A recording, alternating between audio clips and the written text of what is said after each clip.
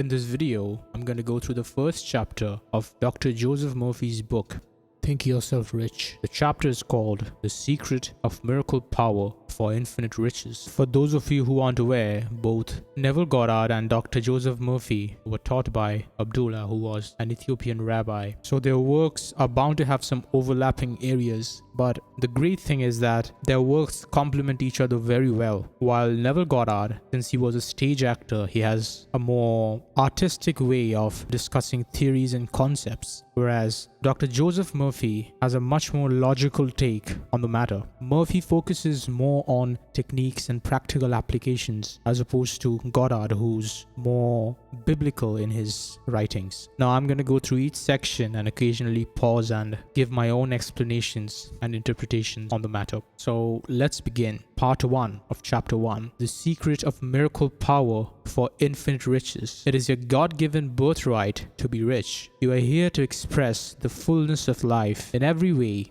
Your secret purpose on earth is to lead a happy, joyous, and glorious life, the life more abundant.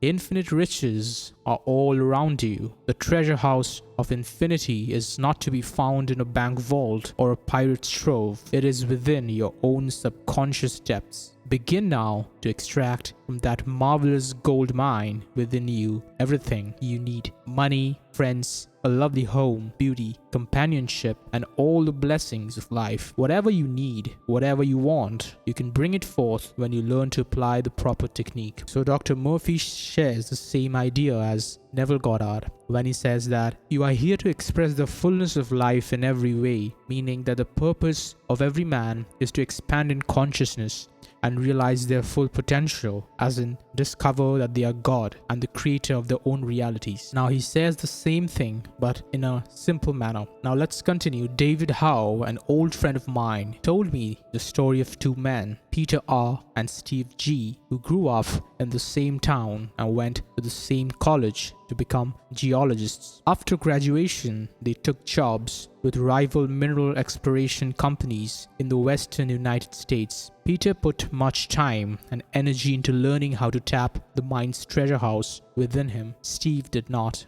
He was a thorough skeptic about the powers of his own mind. Instead, he put all his faith in the techniques and electronic instruments his professors had taught him to use. He relied on externals such as physical appearances, conditions, and the general topography of the soil. Early in his career, Steve was assigned to do a geological exploration of a certain area in Utah. He used all the most modern equipment of his profession and did everything he was supposed to do, but he found nothing. After 3 weeks, he gave up. Later that year, Peter conducted a survey of the same area. Within 3 days, he uncovered evidence that led to the discovery of a rich vein of uranium ore. His confidence in the guiding principle of his subconscious led him straight to the hidden wealth. The real riches were not concealed underground. They were openly evident in his mental orientation. Now, this incident is quite metaphorical and also literal at the same time, in the sense that there's this saying that people stop right before they reach the gold mine, and in this case, that's what happened with Steve. And it also reveals that the most modern equipment, the most advanced knowledge, and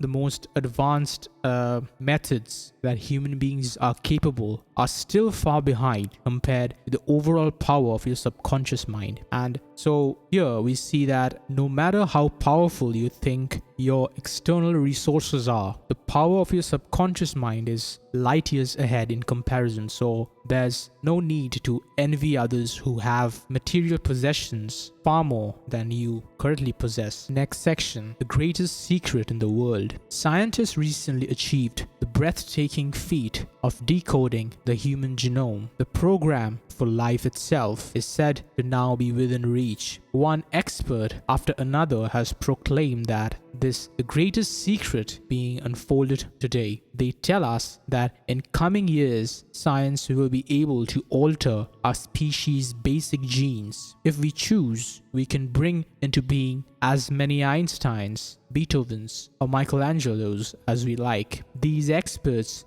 fail to understand a vital fact. Human beings are more than their bodies, their hereditary characteristics, their family tree, the color of their skin, hair, and eyes. The living spirit God is within humankind. The human subconscious is part of the eternal, which does not change. It is the same yesterday, today, and forever. We can be transformed in only one way, and that is by the transformation of our minds. Be ye transformed by the renewing of your mind. Romans 12:2. The greatest secret in the world is that the kingdom of God is within us. Infinite intelligence, boundless wisdom, infinite power, infinite love, and the answer to every problem under the sun are locked within our own subconscious minds. People search for the greatest secret in the world everywhere but within themselves. Yet the secret has always been within reach of all. Begin now to tap these tremendous powers within you, and you will start to lead a lull and happy life based on God, who giveth us richly all things to enjoy. Timothy, part 1, chapter 6, verse 17. I'm come that they might have life, and that they might have it more abundantly. John chapter 10, verse 10. So in this section, we see that scientists who try to decode and replicate human life often assume that human beings just a configuration of physical substance, as in their biological data that can be seen with the five senses, right? So now we know that the genome sequence is one of the most critical factors that are responsible for making us the way we are, as in these minute details often can alter greatly our intelligence, our the way we look, right? At least that's what the science says. However, we know that there's this infinite consciousness that cannot be explained through these mere three-dimensional definitions, and so that's where we go wrong. And right now, with the invention of ChatGPT and other AI technologies, we are closer than ever in creating something that is almost sentient as far as we are concerned. However, it'll be an interesting discovery. It'll be really interesting in the coming few years how this turns out, whether or not how much we can mimic life itself through our own creation. The next section, your right to be rich. It is normal and natural for you to want to achieve success, recognition, and prosperity in your life. You ought to have all the money you need to do what you want to do when you want to do it. There is no virtue in poverty. Poverty is a mental disease that should and could be abolished from the face of the earth. Just as wealth is a state of mind, likewise, poverty is a state of mind. If we want to eradicate all the slums in the world, we must first wipe out the mental slums created in people's minds by the belief in poverty and lack. So this is something that Neville says also in his books, that the state of I am that embodies the state of poverty is poor. And so we become poor in the mind first, and then our reality justifies this mental state, right? And this also means that you can't change things externally. You can't fight with your reality. You must change the state of the mind first. And another thing is that these are all states, which means they aren't real. The only real thing is this consciousness, or the I am, right? And so you can alter the state of mind to alter your reality. Now let's continue. During my many years of private counseling, as well as when talking with people following my lectures around the world, I constantly hear the same comment from people. The only thing holding me back is my lack of money. There is nothing that $50,000 or $100,000 would not cure in my life. What these people fail to realize is that their own focus on what they lack is creating their poverty. Wealth, like poverty, is really a pattern of thought and images in the mind. If these people were to follow the techniques explained in this book and begin to use their subconscious minds, wealth would flow to them in avalanches of abundance. It is the right of you and your family to have healthy, nourishing food, good clothes, a comfortable home, and the money you need to buy the good things of life. You need the time every day for meditation, prayer, relaxation, recreation, and places that makes these necessities possible. The true meaning of prosperity does not lie in having more things. It means that you begin to advance mentally, spiritually, and intellectually, as well as socially and financially. The next section: how she discovered the riches of her subconscious. I was consulted by a woman, Bettina W., who told me she had been the victim of a series of misfortunes. After a bitter divorce that left her in charge of 2 preschool children, her former husband moved across country and stopped paying child support. She owned a home, but she was carrying both a first and second mortgage. Her one credit card was near its limit. She had a regular job and also did after-hour work, but all the money that came in went out again immediately. It was a constant struggle simply to put food on the table. Bettina stayed awake nights wondering what she would do if she or one of the kids fell sick. As she put it, her life was a total mess.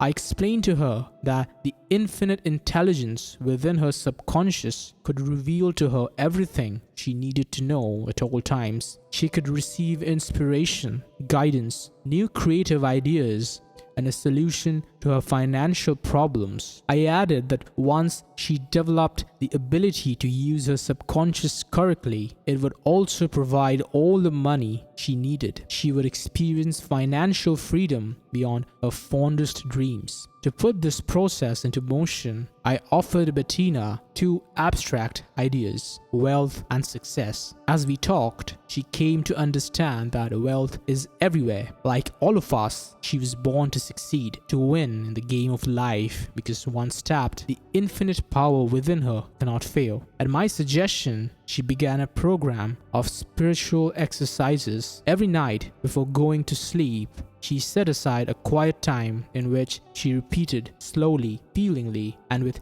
deep understanding, wealth, success, wealth, success. She realized that whatever she impressed on her subconscious would be magnified and multiplied on the screen of space. Just prior to sleep, our subconscious is particularly sensitive to whatever conscious thoughts we entertain. By focusing her consciousness on these 2 concepts, wealth, success, Bettina began to activate and release the latent powers of her subconscious. So in this section, Dr. Murphy reveals to us that our subconscious mind is most prone to programming just before sleep. Now, there are several different ideas on the same topic.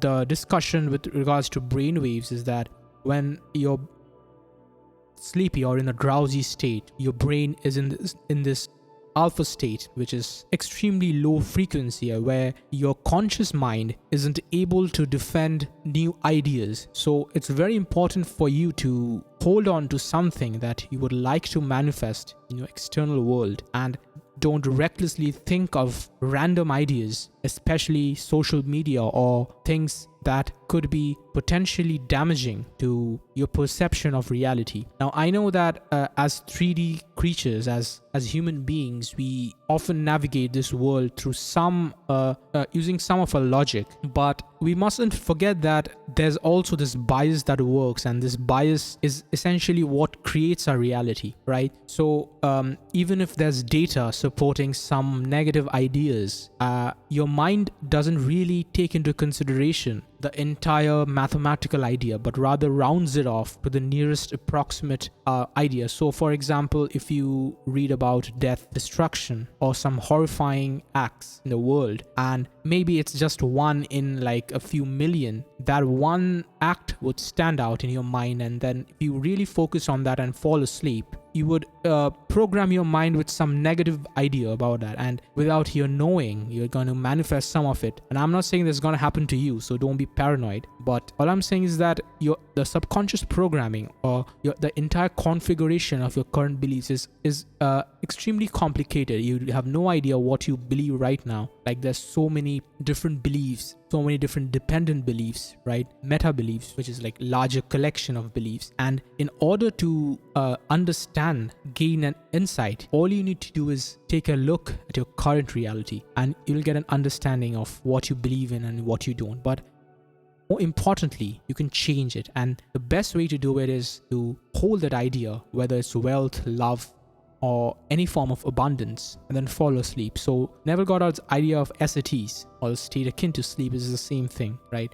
So this is something that a woman, Bettina, experienced with the guidance of Dr. Murphy. Now, the next section, how her subconscious responded. When used right, the subconscious never fails. Once appealed to, it meets our needs in unforeseen ways, regardless of circumstances. Bettina succeeded in putting away thoughts of poverty and stress while she concentrated on wealth and success. One night, as she was in the middle of these exercise, her eyes fell on a vase she had inherited from her mother's oldest sister. The next day, on an impulse, she posted a description of the vase on an internet auction site. Within days, connoisseurs who recognized its rarity had bid the price up to over $7,000. Bettina soon became a regular at yard sales and estate auctions. If a particular item caught her eye, she bought it, then offered it at auction on the internet. Within 3 months, her profits from buying and selling antiques and collectibles was so great that she was able to quit her regular job and do the buying and selling full time. Friends and competitors told her that she owed her success to a knack, but she knew better. She realized that her subconscious was the connecting link that united her with the treasure house of infinity. The infinite intelligence within your subconscious can do for you only when it can do through you. Your thoughts and feelings control your destiny, because Bettina learned to place her faith in the unfailing power of her subconscious. She will never again find herself in material or spiritual need. Now, I'm a little surprised that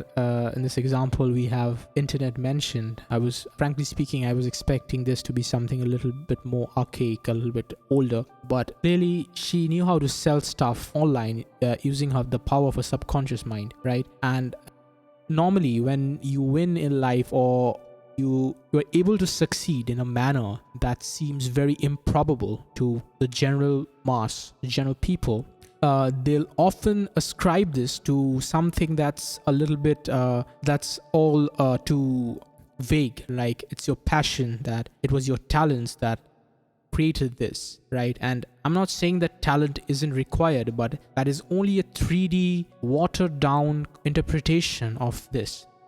When you're using your talents, you're using your subconscious mind as well. So it's not like when you are learning something, you are just using your conscious mind and separating it out. But you'll see that the subconscious mind, whatever stories of success you can think of, the subconscious mind always had a very important role to play, and we often overlook it because we take that for granted. We think that it's something that's there, just sitting around, just like it's not influencing you, the outcomes of your reality. But like in this example, the only change she did was fall asleep in that state of focusing on these two ideas, success and wealth, and this changed her reality. The next section, the secret of riches and promotion, was within him. Ralph S. was a gifted young attorney who had lost several cases in a row. He became gloomy, despondent, and full of self-criticism and self-condemnation. Soon, he began to suffer some serious financial reverses and drifted deeper and deeper into debt. After one of the senior partners at his firm gave him a friendly warning that his career was in danger,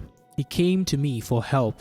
After hearing his story, I explained a basic, if often overlooked, fact. Our thoughts are creative. That is, what we think tends to change, even to create reality. The conditions, circumstances, events, and experiences we go through are not accidents. They accurately reflect our old habitual thinking and imagery.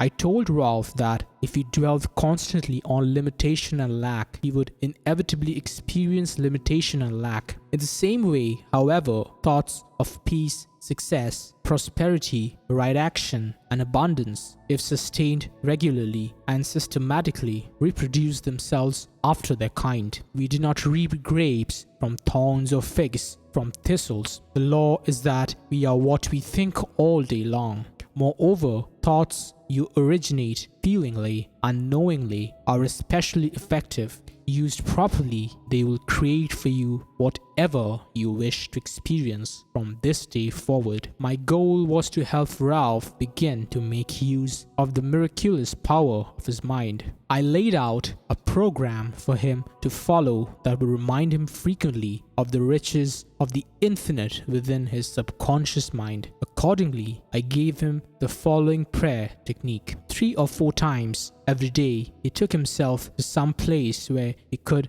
be undisturbed.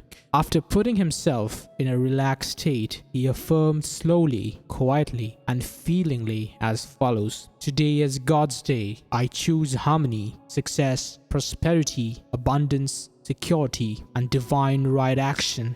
Infinite intelligence reveals to me better ways to give greater service. I am a mental, spiritual magnet, irresistibly attracting to me men and women who are blessed, comforted, and satisfied with my counsel and decisions on their behalf. I am divinely guided all day long, and whatever I do will prosper. Divine justice and divine law and order govern all my undertakings, and whatever I begin will result in success. I know the law of my mind, and I am fully aware that all these truths I am reiterating are now sinking into my subconscious mind, and they will come forth after the kind. It is wonderful. He made it a special point never to deny what he affirmed. When thoughts of lack, fear, or self-criticism tried to intrude, he would immediately reverse them by affirming, "The Lord is my shepherd, I shall not want." Psalm chapter 23 verse 1. A few years have passed by. Today, Ralph S. is a highly respected partner in his law firm, and his name is often mentioned as a likely prospect for a judgeship.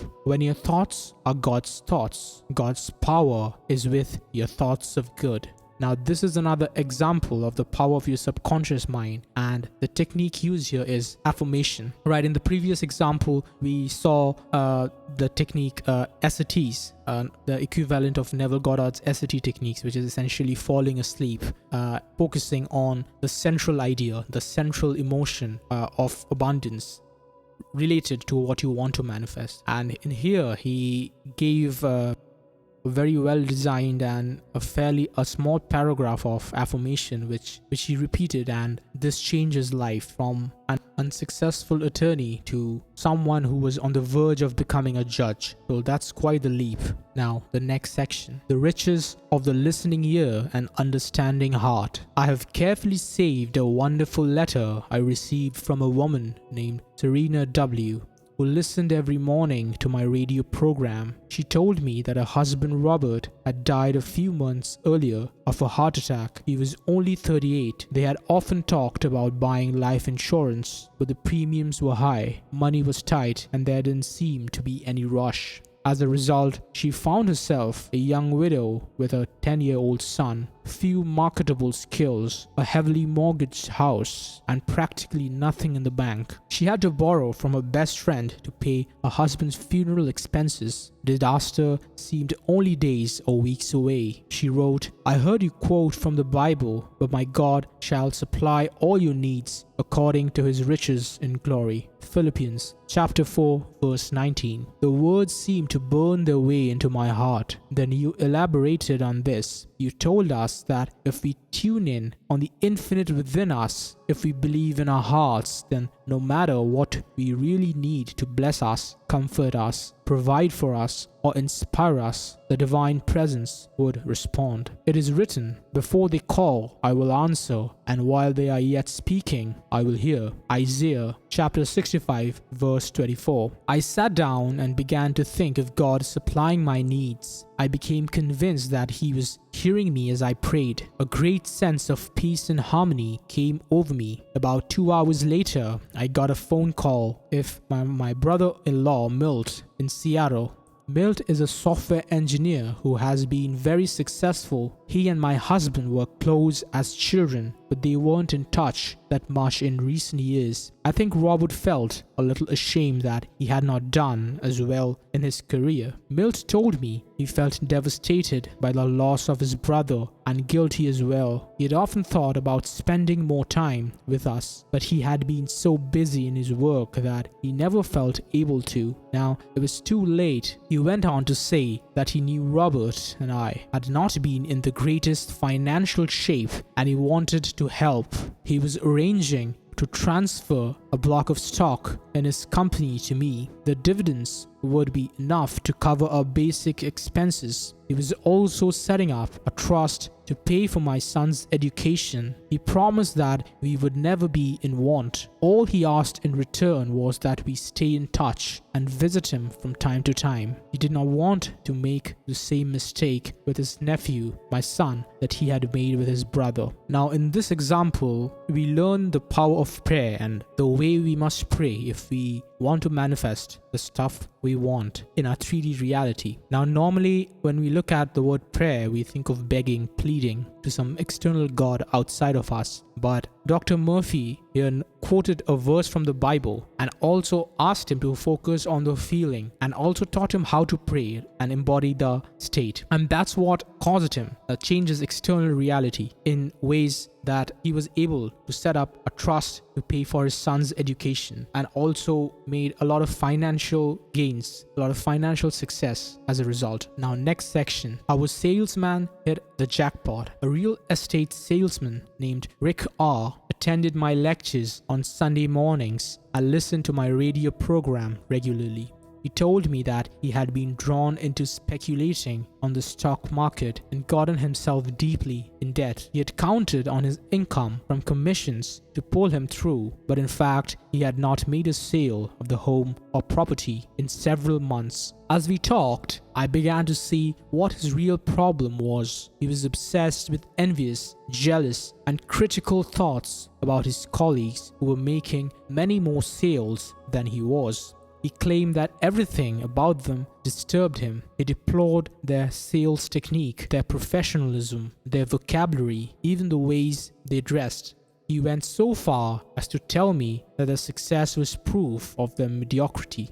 As we talked, I tried to show Rick that the jealousy and envy he was generating reflected back on him. By minimizing the success of others, he was giving his own subconscious mind the message that success is bad, that it is something to be avoided, and his subconscious was responding accordingly. His own obsessive thoughts attracted lacks, limitations, and miseries to him. What we wish and think for others, we tend to manifest in our own experience, because each of us is the only thinker in our individual universe. We are totally responsible for the way we think about others as well as about ourselves. Once Rick realized the trap he had fallen into and accepted responsibility for his own thoughts and wishes, he gradually worked at reversing his attitude. Gradually, he began to wish for all his colleagues the same success, achievement, wealth, and blessings that he wished for himself. He taught himself to meditate several times daily upon the following prayer: I am a child of the infinite, and his riches flow to me freely, joyously, and endlessly. I am enriched in all ways with happiness, peace, wealth, success, and outstanding sales. I am now stirring up the riches of my deeper mind, and rich results follow. I know I shall reap what I sow, for it is written, Thou shalt also decree a thing, and it shall be established unto thee, and the light shall shine upon thy ways. Job chapter 22 verse 28. The change in Rick's attitude manifested in his relations with the others in his firm. They started to see him as an inspiration and a source of advice and support. Today, he is in charge of his firm's most productive branch and is often called on to lead workshops for the sales force. He has a solid reputation for his ability to teach others how to sell wisely, judiciously, and constructively. The book of Proverbs says, Poverty and shame shall be to him that refuseth instruction. Proverbs 13 verse 18. This section addresses the idea of jealousy. Now, Dr. Murphy says that the idea of jealousy can reflect several of our own ideas back to us. For example, Rick's fundamental jealousy regarding his colleague's success stemmed from the idea that success is bad. There's something inherently wrong with success, that only selfish people are capable of it, or something along those lines, right? Now, we often have this idea that there's limited resources out there and that life is a zero-sum game. So the fact that someone else is winning must automatically mean that I'm losing, but that's not the case. That's not the idea behind infinite abundance. Infinite isn't something, infinite is quite the opposite of what the idea of zero-sum game implies, right? Now, even though he doesn't address the part that the other people in his reality and him are all part of the same I am, but Rick's jealousy stem from the idea that there is inherently wrong with success, right? And that only jealous people are the ones who can succeed in life. And so in order to not come off as this selfish person, he would subconsciously block himself from manifesting success. So he conditioned himself with an either-or scenario. In deploring their sales technique, their professionalism, their vocabulary, and even the ways they dressed, he told himself that in order to success, you should have a certain level of professionalism, their vocabulary. So he delegated these conditions, right? And so if he didn't adhere to these conditions, his subconscious would lead him to failure. And so once he dealt with this programming, right, once he removed all these blockages, he started manifesting his reality. Now the next section, meditation for realizing the abundant life. Repeat the following meditation to help solve your problems for abundant living. I know that to prosper means to grow spiritually in every dimension. God is prospering me now in mind, body, and affairs. God's ideas constantly unfold within me, bringing to me health, wealth, and perfect divine expression. I thrill inwardly as I feel the life of God vitalizing every atom of my being.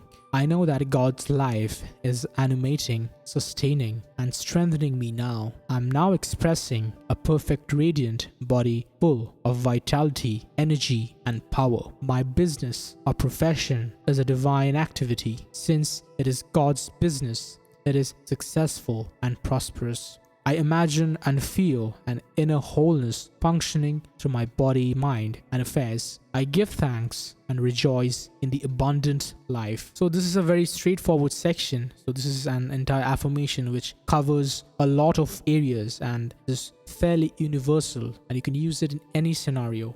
So like I said at the start of this video, that Dr. Murphy's lessons are very practical and to the point, and so you don't need a lot of explanation and expansion. But since most of us here are fans of both Neville Goddard and Dr. Murphy, and I'm assuming that's the case, I often like drawing parallels and revising some of the concepts of Neville Goddard with the use of these very practical examples. So you see these ideas of SATs, prayers, affirmations are all different techniques, and these examples are clearly real-life examples, and unlike the biblical examples given by Neville Goddard, these are quite literal. And so this chapter was giving different examples of Dr. Murphy's clients sharing their stories, success stories, and giving examples of the techniques they've used to manifest their desires. And this is fairly well distributed and covers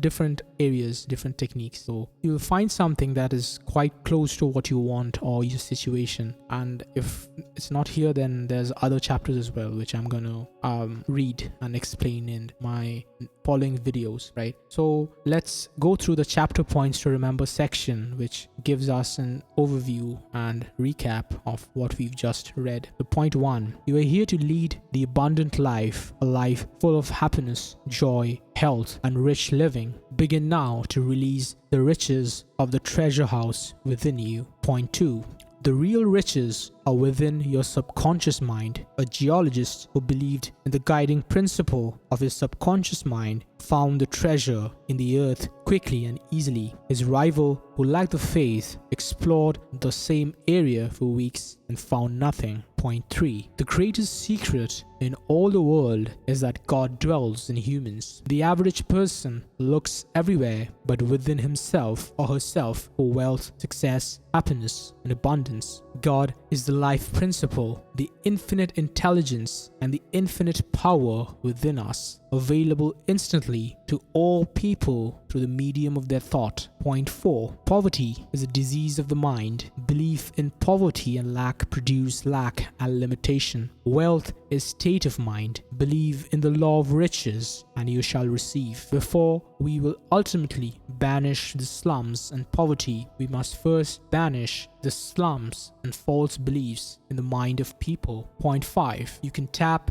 the riches of your subconscious by claiming guidance, abundance, wealth, security, and right actions. Make a habit of meditating on these truths and your subconscious will respond accordingly. Point 6. If you lull yourself to sleep every night with two ideas, wealth and success, knowing that by repeating them you are activating the latent powers of your deeper mind, you will be compelled to express wealth and success. Point 7. Infinite intelligence in your subconscious can only do for you what it can do through you. Your thought and feeling control your destiny. Point 8. When you believe that the nature of the infinite intelligence in your subconscious mind is to respond to the nature of your request, the answers will always come to you and in ways you do not know of. Point 9. Your thoughts are creative. Each thought tends to manifest itself in your life. Thoughts of promotion, riches, expansion, and achievement, provided you do not deny them, subsequently come forth after their kind. You promote yourself. You answer your own prayer because it is done unto you as you believe. Point 10. Be careful when you affirm wealth, success, right action, and promotion that you do not subsequently deny what you affirm. That would be like mixing an acid with an alkali and you would not get an inert substance. In other words, stop neutralizing your good. Thoughts are things. What you feel, you attract, and what you imagine, you become. Point 11. Be sure that you are not envious or jealous of the success, riches, and wealth of others. Remember, your thought is creative. If you are envious or critical of those who have amassed wealth and honors, you will impoverish yourself along all lines. What you wish for others, you tend to create in your own experience. Point 12. Whatever you really feel to be true and so decree in your life will definitely come to pass. Decree riches, health, beauty, security, and right action. Thou shalt also decree a thing, and it shall be established unto thee, and the light shall shine upon thy ways. Job, chapter 22, verse 28. Point 13. Use the meditation at the end of the chapter to realize a more abundant life. Thank you for staying till the end. I hope you learned something from this chapter. This is fairly straightforward in its explanations and very versatile because it covers all areas and gives us a well-rounded set of examples that can be applicable to your scenario. Right? So see you again in the next video.